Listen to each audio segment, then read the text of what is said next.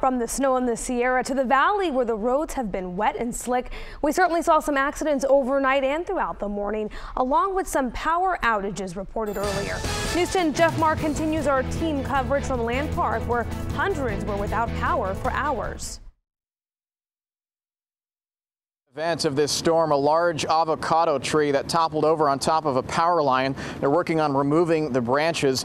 The wet leaves from that tree hit that line that you're looking at, knocking out the power to more than 400 customers in the Land Park area. And to give you a different perspective, I sent up my drone helicopter to give you a look at exactly what crews were doing when they were out here with that cherry picker. They had to remove as many branches as they could carefully from that power line, and then they had to work on restoring the power. But really, they need to make sure that this is not going to happen a year from now when that tree grows back. So they had to take their time in getting that power back on. Initially, they thought they would have it back on by 7 a.m., but clearly they needed some extra time to do that. One of the residents I was talking to in this area was telling me that around 1 in the morning, she heard a loud pop. She woke up, noticed that her lights weren't turning on, that her alarm clock had turned off, and that's when she knew that her power had been knocked out.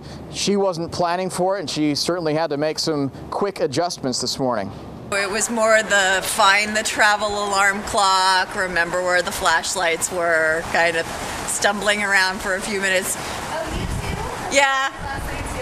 Turn off the computer so the surge protector doesn't blow in the middle of the night, just in case it comes on.